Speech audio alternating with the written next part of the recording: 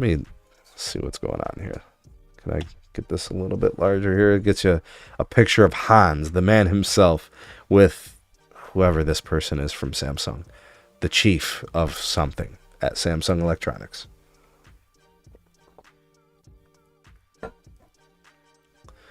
All right, Samsung Electronics Executive Chairman Lee Jae-young visited the U.S. for a meeting with Verizon CEO Hans Vestberg to fortify their collaboration advancing next-gen telecommunications and bolstering sales initiatives for upcoming Galaxy smartphones in the American market, the electronics firm said Thursday. They exchanged views on leveraging AI to enhance their telecommunication services.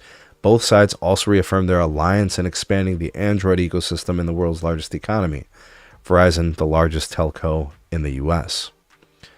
Verizon is one of Samsung's biggest partners in the U.S. Samsung won its largest ever telecommunications equipment supply contract with Verizon in 2020.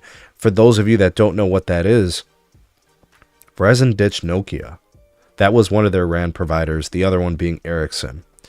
And what Verizon essentially did was they partnered with Samsung to bring in and usher in a whole new generation of C-band radios and antennas, mmWave radios and antennas, and cbrs radios and antennas. Early on in the deployment of those frequencies, we did see Nokia gear going up. It was the mmWave and the cbrs gear. Those got ripped and replaced with Samsung gear, and then the C-band has been all Samsung. Of course, this has nothing to do with Ericsson markets. That's still Ericsson. So there is a deeply entrenched relationship between these two companies. It says here 7.9 trillion won, or $5.75 billion deal between Samsung and Verizon. Both leaders pledged to partner with each other to boost sales of the new Galaxy smartphones. All right, so that's an important piece. Guys, I think with the next generation of Galaxies, right? So maybe not the folds or the flips, maybe not those per se. Maybe they're involved. But I think next generation, we're going to see a big leap in AI capabilities for these Galaxies. And Verizon is going to have this strong partnership with Samsung to really push the sales, showing off the capabilities. They're probably going to have to train Verizon agents, retail operations experts, to inform people, show them how to use these tools and what it could do for them, whether it's productivity or it's entertainment or whatever, right? That's going to be what they're going to do, I think. Says here in a quote from Lee, "We should strive for excellence in business that everyone does and become a first mover in business that no one can do." And I think that's another thing is, can we start leveraging the Samsung Galaxy phones for business use cases and not just, you know, the regular consumer type deal? You know what I mean?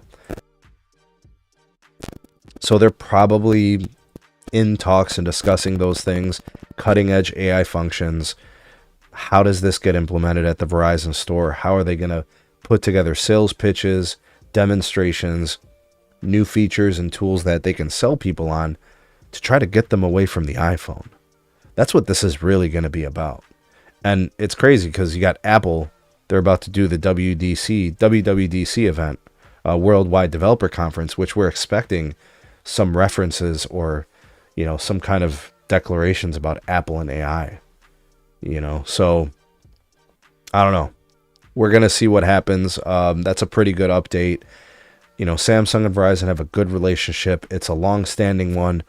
And, you know, Verizon also has a good relationship with Apple. You know, you guys remember when 5G got real back in the day? I forget what was that, the iPhone 12 launch? So that would be what, like, that'd be almost 4 years ago, right? We got the iPhone 16 coming up. So yeah, 2020. You know, you guys remember the pandemic era? Yeah. All right, so that's some good news there.